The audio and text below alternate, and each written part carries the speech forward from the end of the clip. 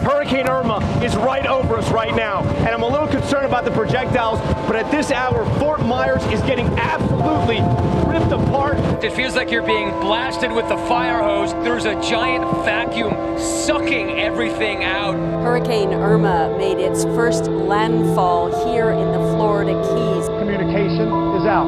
Power is out. The system is moving at 16 miles per hour. Category 4 in southern Florida.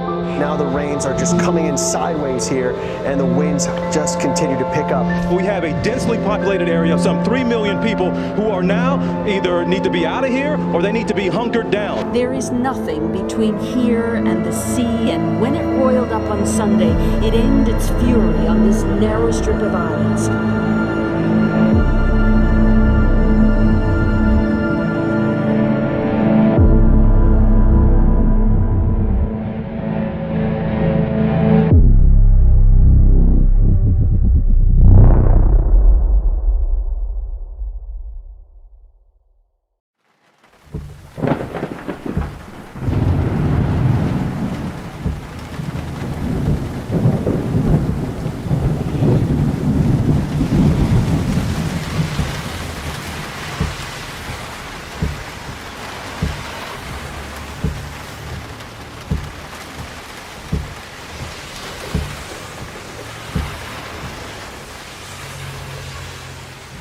First of all, the backstory to why I joined OTW. The initial reason was to travel. I wanted to get out of my little bubble that I was in, and I was at a time in my life where I was looking for answers. I felt like I was at that time of going from childhood to manhood, and I didn't know exactly what that looked like.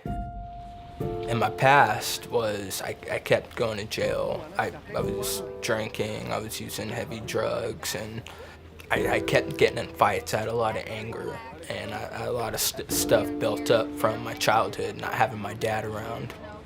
It became something I was comfortable with. I'm a dwarf. I'm 4'5". Being a dwarf growing up, it's been very hard. Getting picked on by kids that were taller than me, calling me the M word, midget. Usually I don't open up about myself. Usually I don't mention anything about my size. Usually I don't talk about that at all. I usually keep it in a group of friends that I already have, and I don't really tell people that much. Now I've been finding myself telling people a little bit more and more about me and everything, even to strangers that I don't even know, who I just met that day.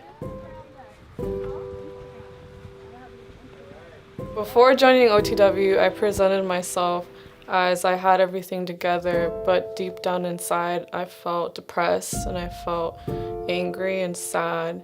I felt suicidal and I felt like there wasn't really much hope.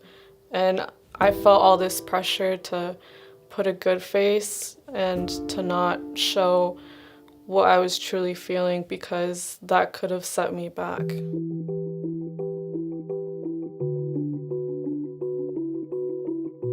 The purpose to going to Key West was to help rebuild houses that were destroyed in the hurricane.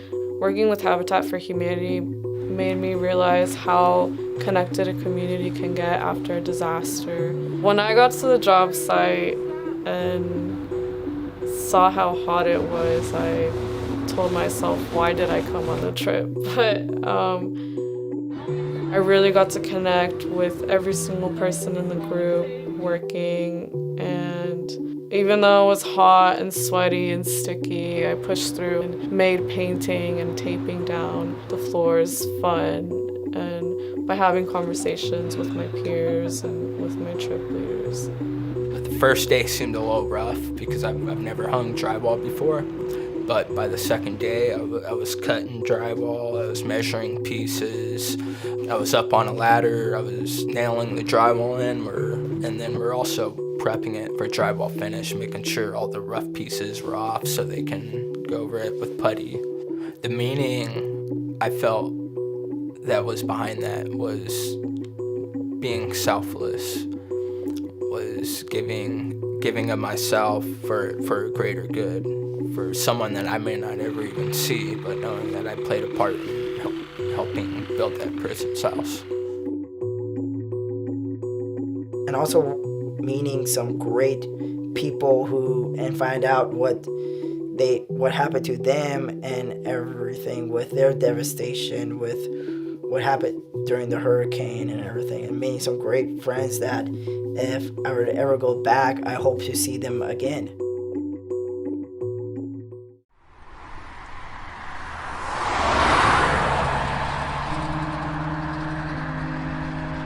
When I saw Dan's house, it made me appreciate how I don't have to worry about the same things that he has to worry about. Made me appreciate what I have more. After seeing the disaster, it made me want to help even more, and I was really glad that I was there to help and felt like I helped someone in some kind of way. When we were coming back, you could see the devastation coming all the way down the Keys. It pretty much started from Islamorada coming on down. Once we started getting through anywhere that area, you could really start seeing more and more devastation. There was literally concrete power poles that were broken in half, that were just laying on the road. It looked like kind of like a war zone in a lot of that respect. I had about 4 inches of mud in the house, so we were living in basically mud hole. We had to blow up air mattress and stuck a AC window unit in the house, and that was pretty much how we were living. We had, on every street right here, had to be 6 feet of debris that was laying out here. And that debris was around for probably 4 months afterwards. There was no green left anywhere on the island.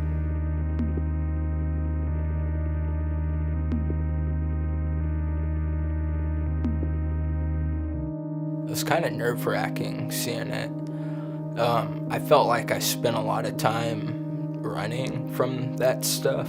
When we went to Key West, we went to, I think it was Big Pine Key, and it seemed like every other house there was a big pile of rubble, and it was just hard for me to comprehend how that was a person's house, and it still doesn't fully click.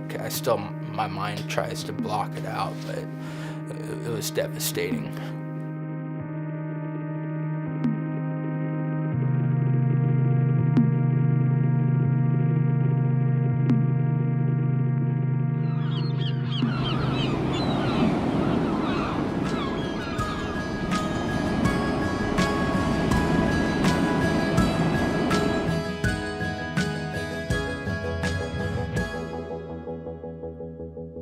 What I love about OTW is feeling that I'm doing something and I'm making an impact on the community, other people, and myself. OTW has made me perceive life different because OTW is a group of different people. I feel like I have a family here and feel like I have found my tribe that I've been looking for, because it's really hard to find people that you can connect with when you have a lot of traumatic experiences. With the trip, I really gained a deeper perspective in the world, and it's just opened all these doors of curiosity that I've been hiding. I learned that we have to treasure each moment like it's our last moment. Not to sound depressing, but we're only in this life, and we just got to make the best of it, best we can.